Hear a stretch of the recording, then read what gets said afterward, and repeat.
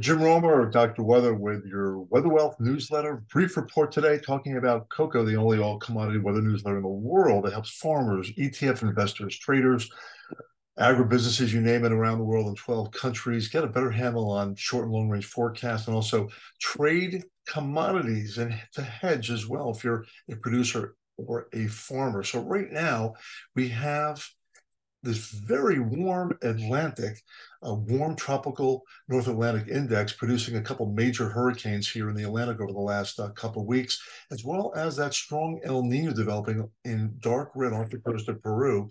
And we have what we call a positive Indian dipole, warm to the east of Africa, cool over Indonesia, having global effects right now on sugar crops and will also affect the coffee market. So stay tuned here in the next month or so. Dry weather may begin to offset the stronger dollar in the coffee market. If it stays dry in Brazil in October, that could create some current concern about bloom. But right now, really, the big news is, of course, in cocoa as far as these global warm ocean temperatures. And what we're seeing is not only above normal rainfall over the last few months, creating disease issues for West African cocoa, helping to create a major squeeze in this market. But here's the forecast over the next couple of weeks for above normal rainfall right during the middle of the main crop harvest. Cocoa has two harvests: a smaller harvest that's in the winter called the mid crop, and a main crop harvest right now.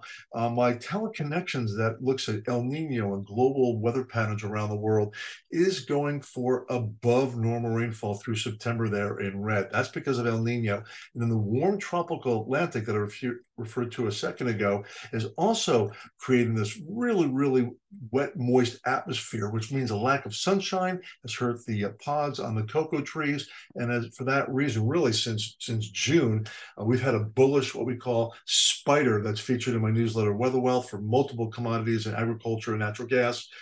You can see how really the global crop index is a +3. The highest it will go is a +4.